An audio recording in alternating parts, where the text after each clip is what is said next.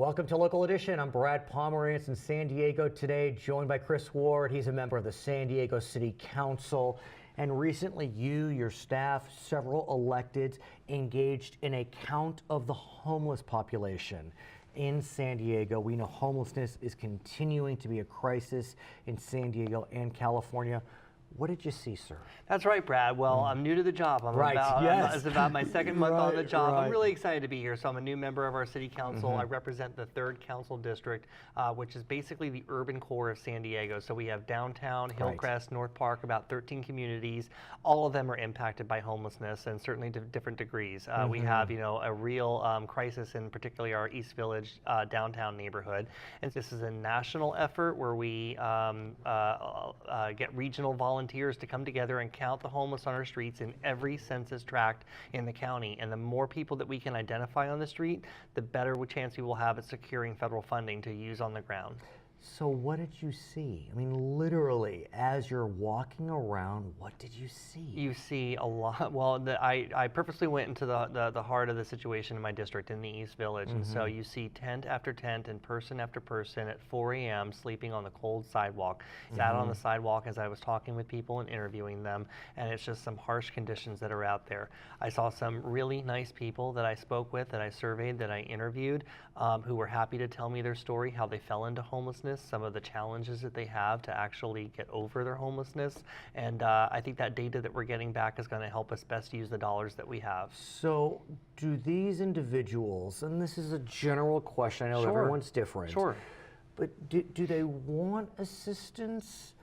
Are they service resistant? No, yes and yes. Yes, right. Right, no, they do want assistance, and that's one of the questions that we survey, and it comes in a variety of forms. Yes, they need rental assistance. Yes, they would like, a more day facilities to be able to work today on the ground for health, public health reasons. But they have, gone to shelters, and they have gone to some of the places that we do have set up, and there's public safety issues. They're worried about the security in there. They're worried about the treatment of individuals. And so we have a lot of work to go, I think, on both ends. The mayor is developing a plan, still to be determined, but he's looking to raise revenue for basically 3 categories: for the convention center, for homeless programs and transportation. But let's focus on the homeless program side. Look, money helps, but what do you make of it? Well, we know the systems that are proven that work. Housing first related solutions that actually build new housing and have those supportive services on site, the mental health services, the job training services, the substance abuse services, whatever an individual's the menu of individual needs that some individual may have, those will all be available to that person on site. But what I'm wondering, though, is as a general proposition, cities, to the extent they want to tackle the homeless problem, they will look at building permanent housing, but then they'll turn to the county for the services, because it really isn't the role of the city to provide services. That's a county issue. Or am I getting too involved in bureaucratic mumbo jumbo? You're spot on, and that's part of the challenge that we've had, and why I think things have gotten the way they are, the conditions on the ground today, because there's so many different jurisdictions that all have different responsibilities. Homelessness is complex, and you're right, the mental health is a function of the county, land use is a function of the city. Not everything's in the public realm. We rely on nonprofit partners to be able to do a lot of the service delivery. So one of the things that we've done here successfully, Brad, in San Diego County is actually work with some of our umbrella organizations. I was recently appointed to the Regional Task Force on the Homelessness to be able to consolidate with the Regional Continuum of Care Council, yet another umbrella organization. And finally, we're all at the same table. All the people that touch homeless services and programs are there, making sure that we're talking to each other, we're not duplicating effort, we're recognizing the gaps in services, and we're delivering on our dollars most effectively to help the most people. I want to talk about one of the challenges as you look at the homeless question. Part of the reason we're seeing an increase in homelessness is there isn't housing that is affordable. That's right. In our major coastal cities. San Diego, Los Angeles, San Luis Obispo, I mean, all the way up the coast. And so aside from the affordable housing question, a term of art, let's look at the question of housing that is affordable. We're in San Diego. Housing's not affordable. Right, right. Well, housing stock and housing Yeah. supply is that definitely impacts, I think, both socioeconomic Right. areas.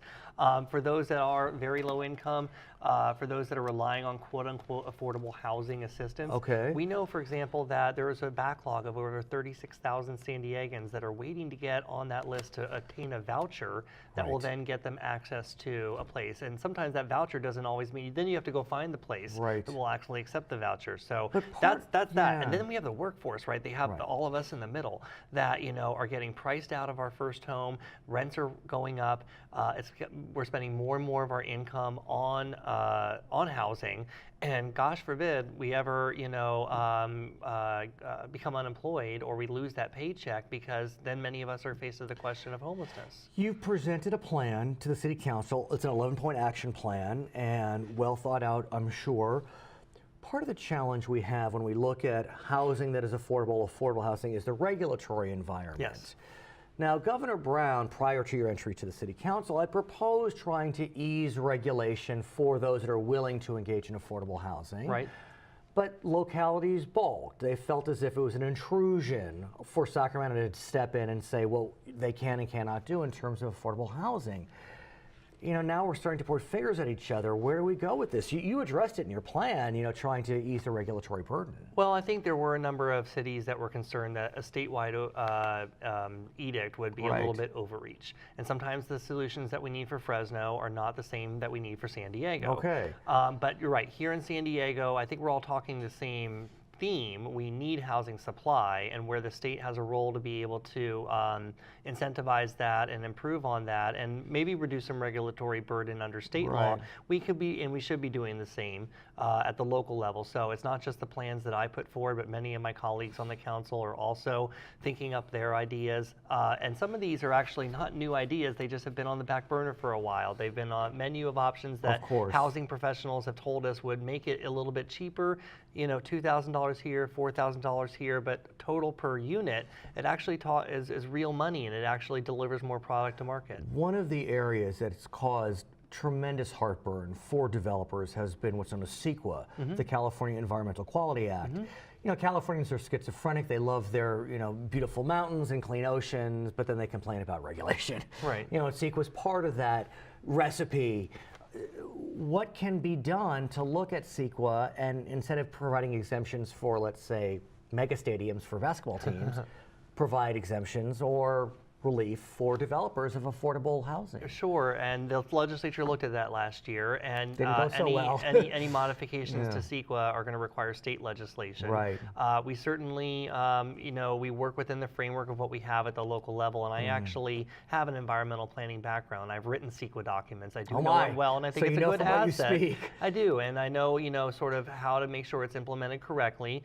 We get sometimes bogged down with some legal arguments from those Right. that know CEQA better. And so I think having my professional expertise on the city council can help to tease out when we're being hoodwinked and when we can move forward on a CEQA-related action. But does San Diego as a city look to be a force to reform CEQA? Well, I'm sure that, part of our legislative platform is to recommend to some of our state delegation that they Right. look for meaningful CEQA reform that does not set back the environmental protections that we also hold dear here in San Diego County. We want our clean water, we want our clean air. And remember also that CEQA, first and foremost, is a public participation and a public Right. process tool to make sure that communities are informed about what the impacts are going to be. You'll come back? I will come back. He is Chris Ward, member of the San Diego City Council. I'm Brad Pomerance, local edition.